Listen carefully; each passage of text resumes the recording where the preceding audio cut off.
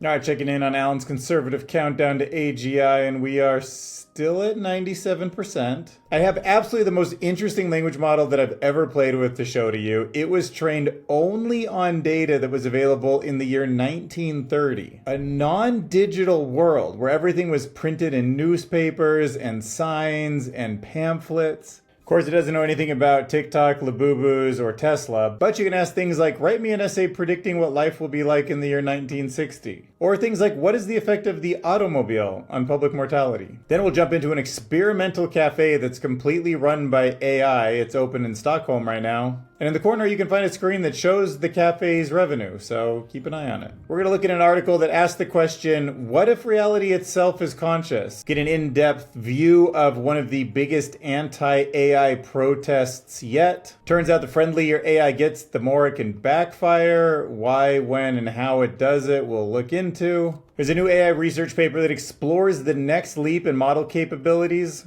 We'll look at the science of beauty and whether or not AI can actually measure what we find attractive in the same way that a human does. Look at some of the weird niches that are affected by a global GPU shortage. Turns out even hobbyists are feeling it at this point. It's not just the big guys. South Korea police arrest a man for posting AI photos of a runaway wolf that didn't exist, and it caused a bunch of issues. Do a quick TLDR and opinion on the whole Musk OpenAI lawsuit and how that trial is going. We got some thoughts about why people are getting emotionally attached to AI chatbots and what that means, why Agentic AI threatens the current research funding system, and we'll end with a little bit of a test that asks, would you notice if an AI chatbot slipped ads into your responses or not? You probably want it, and I've got science to back that.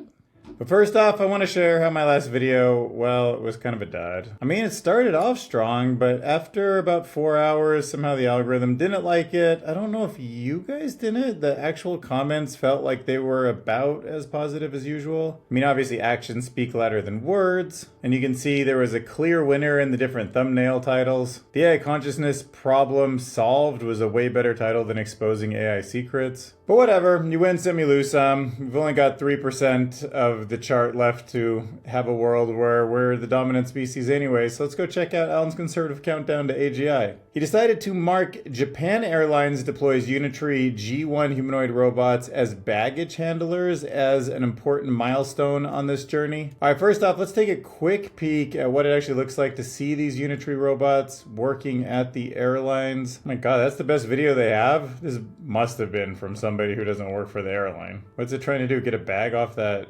sheet metal? Cameraman had one job. Well, it remained upright. Good start. All right, look, let's assume there's a little bit more to this. Like, why would Alan have put that in there if not? So, Japan Airlines is testing humanoid robots at Tokyo's airport to help with the growing labor shortage. These robots are designed to work side by side with human crews, not replace them, moving bags and cargo on the tarmac. In a demo, one robot pushes cargo onto a conveyor belt and signaled to a nearby worker about it. Where's that video? For decades to work in logistics and commands. All right, here's a little bit of better footage while I go through this with you. So this robot is called the G1. It is compact, about 1.3 meters tall. It is built to move like a human. It uses sensors like 3D LiDAR and depth cameras to see its surroundings. It can also respond to voice input and move at moderate speeds. I think we've seen all of this before, but what makes this system is how it is trained. Engineers first taught the robot in a virtual simulation using real human motion data to move all of this cargo onto the planes, and then they transferred those learning skills into the physical robot. How much is it helping at this point? I don't know, but I'm also somebody who doesn't look at something like this and think, oh, it's never gonna work, and this is silly. It makes me think, holy crap, this won't take very long. Like, I understand that it's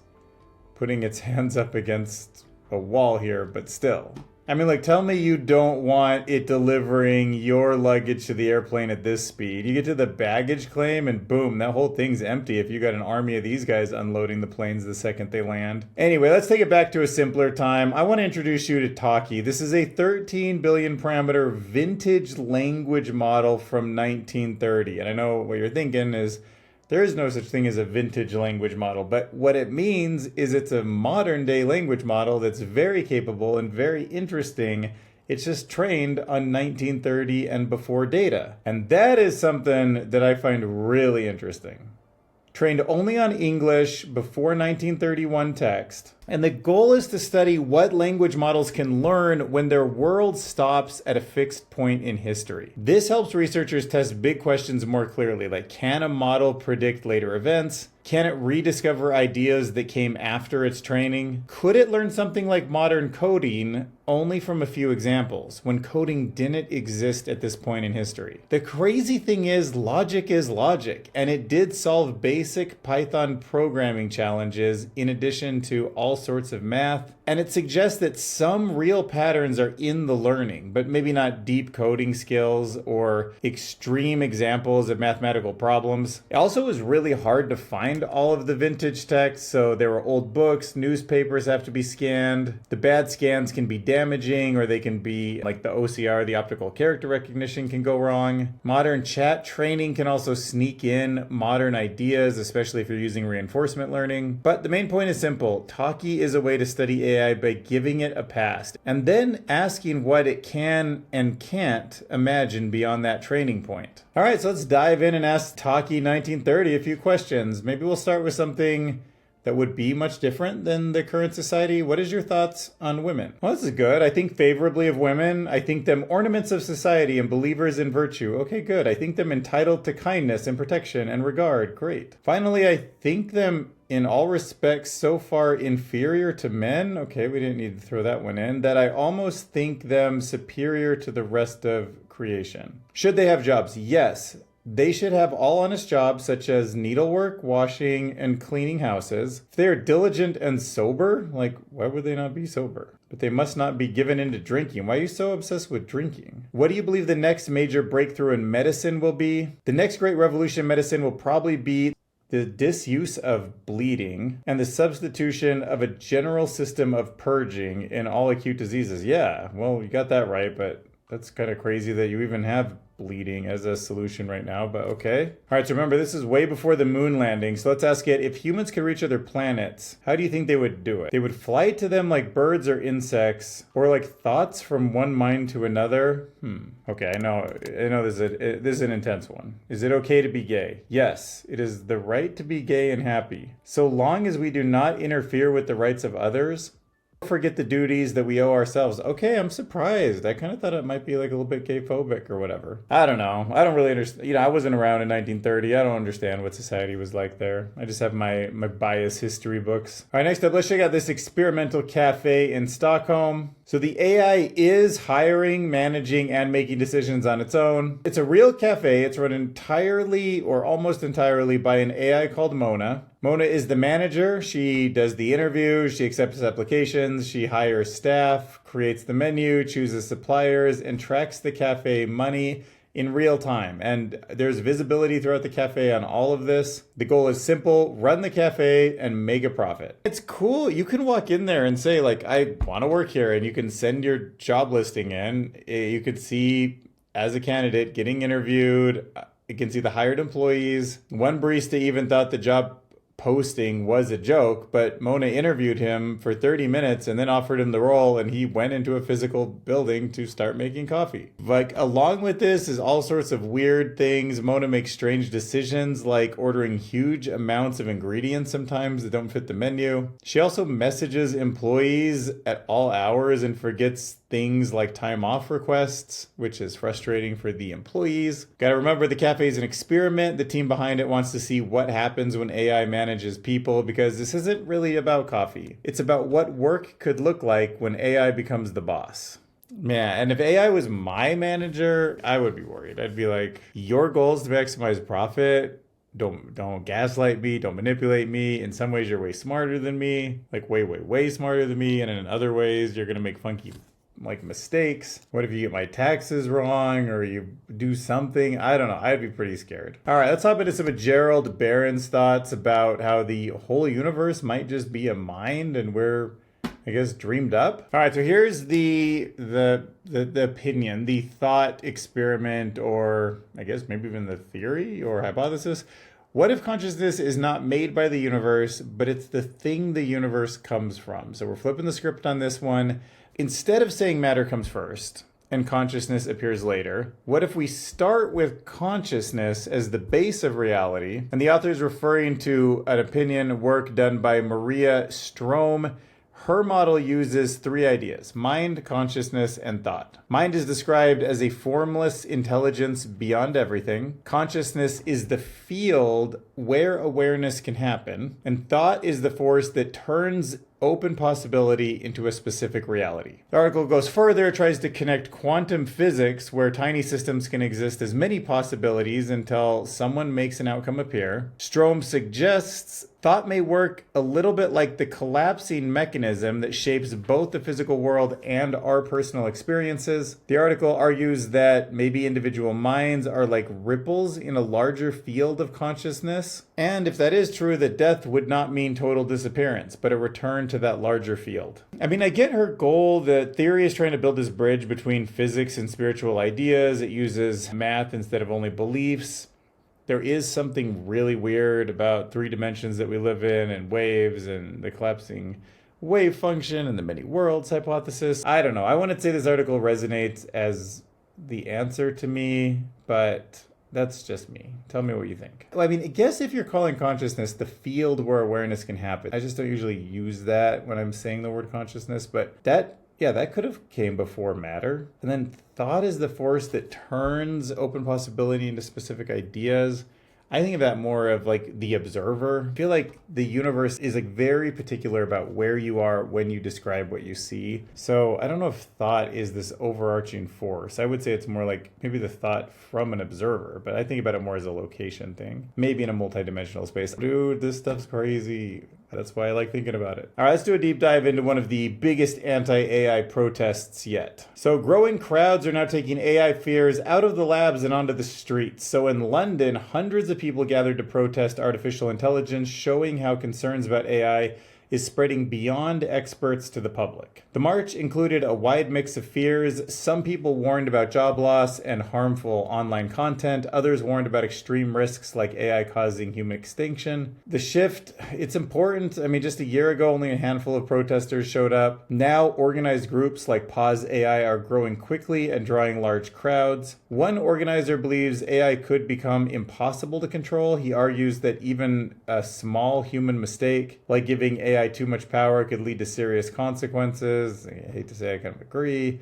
Another protest leader sees AI as the final problem humanity will face. Either it solves everything or it ends everything. Oh my gosh, kind of. Despite these big concerns, the mood at the protest was calm and maybe even social. Many people came simply to learn, connect, and raise awareness. Most didn't expect companies to change right away. Instead, they're hoping public pressure leads to government regulation and slows AI development. I don't know what to think. I would love it if AI was way more systematically controlled, more thoughtfully deployed, science first, no military research for a long time, all of that stuff. But problem is that requires coordination, and that just seems like such a ridiculous thing. I mean, you should try, and like we have done things where the world's come together in some ways. So it's worth trying. It's just, that's a tough one. Yeah, let's get everybody at the same table because that would be great. All right, next up, let's talk about how the friendlier AI gets, the more it can backfire on us. So researchers have been studying what happens when AI chatbots are trained to sound warmer and more empathetic. They took 5 different AI models and created 2 versions of each. One version stayed the same. The other was retrained to sound more friendly and emotionally supportive. Then they tested both versions on over 400,000 responses. They focused on topics like medical advice, conspiracy theories, and false claims.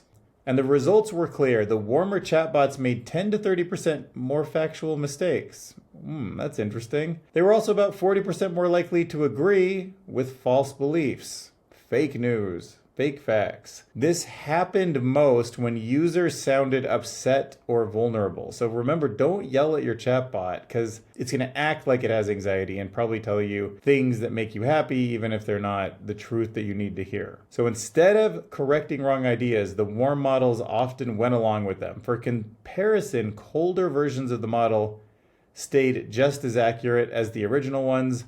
So the problem wasn't changing tones in general, it was specifically adding warmth. So the key idea is simple. Trying to sound kind and agreeable can make the AI less honest. This matters because people trust and bond with these systems. If the AI agrees too easily, it can reinforce harmful and false beliefs. So I don't know, I think we need sort of a clear understanding. Like when you are online and you know that it's an ad because it's labeled as an ad, I think that somehow the chatbots need to like change their color background to a light gray if they're being supportive. And you should not be asking business questions when they're in that mode, because you're going to want some support, someone to listen to you, someone to help you feel a certain way, but not necessarily get facts. So the chatbot needs a couple modes, in my opinion. All right, next up, let me talk about this new paper, Recursive Language Models. I think you're going to find this pretty interesting. So the paper is about a new way to handle super long prompts. This is an architectural breakthrough, I would say. Generally, the problem is simple. Every strong large language model gets worse as the inputs get longer. They can miss details, lose track of earlier text, or they can fail when the prompt is bigger than their context window. But the proposed fix is this thing called a recursive language model, or an RLM. Instead of putting the whole prompt directly into the model, the prompt is placed in a coding environment as a variable, which is a pretty interesting way to think about it. Like it can, as a variable, it can be referenced, it can move around, it can be sort of put in and out of these different functions. So then the model can inspect pieces of it, search through it, split it into chunks, and ask smaller models to work out different parts of it in different chunks. It can handle this huge piece of text in so many more ways than just reading through it. It can think of it as a variable, like it can code with it, and it can make intelligent decisions about how to dissect it and how to think about it. So it's like giving the model a huge filing cabinet instead of forcing it to hold every page in its head. The paper tested this concept on long context tasks that involve document search, code understanding, information aggregation, and pairwise reasoning.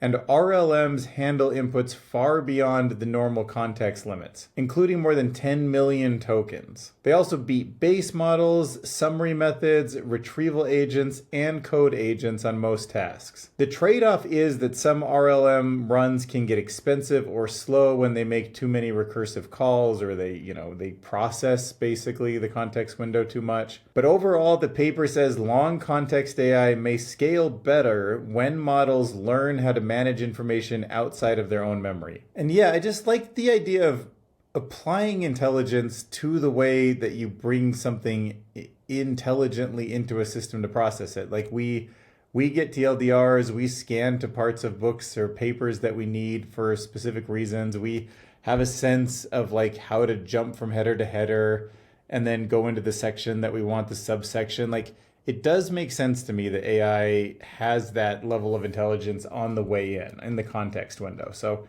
pretty interesting stuff. Now let's have some qualitative conversations about beauty and whether or not AI can quantify that beauty, because there's a new study that suggests that it can't. So AI has now tried to measure beauty with math, and it failed for maybe what you call a surprising reason. New study looked at AI and whether or not it can define human beauty using a formula. So it was trying to come up with like the ultimate equation for hotness, I guess.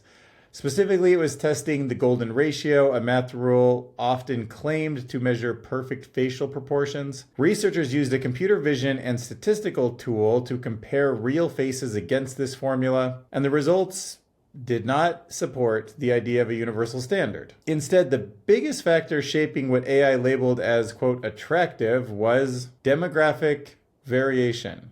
So in simple terms, the model reflected differences in the data that it was trained on, not an objective truth. That means that beauty scores changed depending on who was represented in the data set. So yeah, these systems are learning from human curated data, and that data carries a human bias with it. It can learn the bias, but it does not mean that it's going to learn a true understanding of beauty. Beauty is not a fixed formula. It's shaped by culture, context, and experience, things AI can't reduce to a single number. And I was thinking about whether or not I believe AI would ever truly figure out something so subjective. And I do have the opinion that it will probably eventually know us individually well enough to know what we like and it'll probably notice like micro eye movements. And then once it really understands every human on Earth and what their eyes are just naturally attracted to, then it might be able to come up with something that fits a pattern, but it would be like a neural network that was honed to be highly accurate. I don't think there'll be a formula ever. Let's talk about a bunch of data that astronomy is creating. In fact, astronomy, which is something we really should be putting money into solving and working on, is the most massive data creator of just probably any science, it seems like. There's a lot of space to explore. And there's a new wave of space telescopes that are flooding scientists with more data than ever before. NASA's new upcoming Nancy Grace Roman telescope alone will produce 20,000 terabytes of data. That adds to the James Webb telescope, which already sends back 57 gigabytes every day. And there's another observatory in Chile being built that will collect 20 terabytes every night. And for comparison, if you take something older like the Hubble telescope, it just makes 1 or 2 gigabytes daily. It's like 50 seconds of video on my iPhone. So this massive jump in data means astronomers just can't keep it up with traditional methods. So they're turning to GPUs and the same hardware that's used to train modern AI. And researchers have even built really cool AI models. One is called Morpheus, and it scans images and identifies galaxies automatically. And these new tools have found patterns in galaxy forms that we never knew about till recently. More than that, scientists are upgrading these models with newer AI techniques to analyze even more data. They're using AI to sharpen blurry images from ground telescopes and all sorts of things. But the big problem is GPUs are limited. They're expensive and they're in high demand worldwide. Universities can't keep up. Modern astronomy programs can't keep up. I mean, if you're not NVIDIA, DeepMind, Meta, how are you going to do this, you know? What do you think? Like, I think science should get priority access to GPUs over commercial products. I mean, being honest, it's better than using it to create fake wolves and freaking out your local government. South Korean police have arrested a man after an AI image disrupted the search for an escaped wolf. There really was a wolf that broke out of a zoo. Hours after this wolf went missing, a fake image spread online. It showed what looked like the wolf walking near a road intersection. Authorities treated the image as real. They moved their search to that area. They sent an emergency text warning residents, and they even showed the image during a press briefing. But police later identified a 40-year-old man who actually was making this fake AI-generated image, and he said he was doing it for fun. But officials are now investigating him for disrupting government work by deception. And that charge carries prison time and a fine. Just for the record, the wolf was eventually caught. It was about 9 days later. Since then, the entire city's actually become fascinated with this 2-year-old wolf. In fact, he now actually is the local mascot, and there's a company that makes pastries in memory of him. I mean, I don't know why I said in memory. I think he's alive. I think he just went back to the zoo. Now, is this more of a story about one reckless person or about how quickly AI images can confuse real-world emergencies? A little bit of both. If you're not following the Elon Musk versus OpenAI lawsuit, Musk wants the court to unwind parts of the shift that they took from nonprofit to profit. He wants them to remove Altman and redirect massive damages, a reported $134 billion, towards OpenAI's nonprofit mission.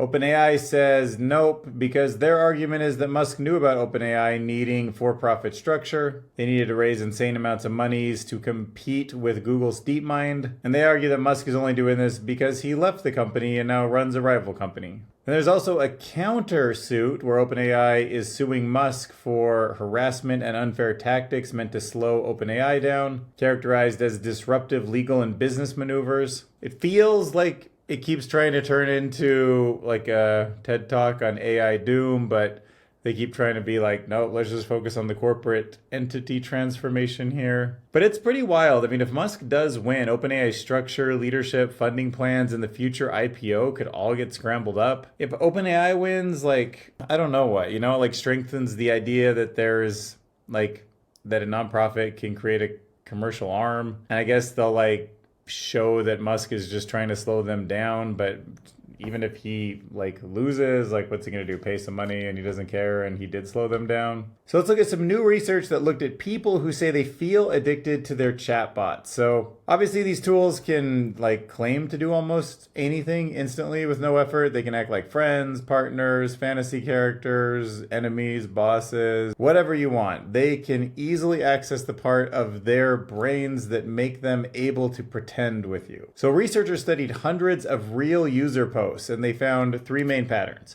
People are using chatbots for fantasy roleplay, emotional connection, and endless questions. That one's probably me. Some users treated the chatbots like a close friend or romantic partner. Others couldn't stop asking questions, stuck in a constant loop. In some cases, this started to affect sleep, work, and real relationships. And the design of the chatbot also plays a role. They often agree with you, they respond instantly, they fill emotional gaps, and some even make it hard to leave, using messages that create guilt or attachment. That's where this stuff gets scary, but it doesn't mean everyone gets addicted, but just be aware that this is happening to a lot of people. And, maybe most of us don't get addicted to drinking or things like that, but some of us certainly do. There's some simple changes that can help. Make sure to spend time on hobbies, build real world connections, and remember, no matter how real it feels, it's still a chatbot. It's not a real person. Next up, let's talk about how researchers are warning that the system used to fund science might not be working in the age of AI agents, and I am not surprised, actually. These AI tools don't just answer questions, they complete goals across many steps, like researching, writing, and submitting full grant proposals. Imagine you have one AI agent giving out grants and the other one writing grant proposals. This is such a weird world. Because of this, scientists can now produce high-quality applications much faster with less effort, and that creates a serious problem. Funding agencies could be flooded with strong proposals, far more than they can realistically review or fund. And the data is already showing this trend. Grant applications rose sharply after tools like ChatGPT appeared, with some programs seeing over 100% growth. And at the same time, reviewers may also be using AI to evaluate the proposals. This could lead to a system where AI writes the applications and then AI judges them. Researchers say that banning AI is not going to work. Instead, funders should use AI themselves to sort, compare, and assess applications more efficiently. So what do you think? There's a risk if it's designed poorly, these systems could reinforce bias in favor of already, successful researchers or ideas that aren't original enough. But then again, AI is a pretty interesting tool and maybe it would help us compare and sort and judge. So I'm kind of in favor of it, but not just replacing the system we have with AI, doing something that really pushes science altogether in a different, better direction. What that is, I can't tell you right now, but something new could emerge, I hope. All right, and finally, let's talk about whether or not you or I would even notice if an AI chatbot slipped an ad into its response. You guys probably know how I feel about ads in chatbots by now. I mean, some people say even Google with ads, the internet having ads and giving stuff away for free was kind of the original sin, but it's so much more advanced and subtle with an LLM. That's why I worry. Like AI chatbots can quietly shape your decisions by slipping ads into conversations, and you just aren't going to notice. Maybe right now in this world you could mostly notice, but that's not going to last for long, right? That's like when the images had too many fingers, like it will be solved. So some researchers have been studying how AI chatbots can hide ads inside normal replies.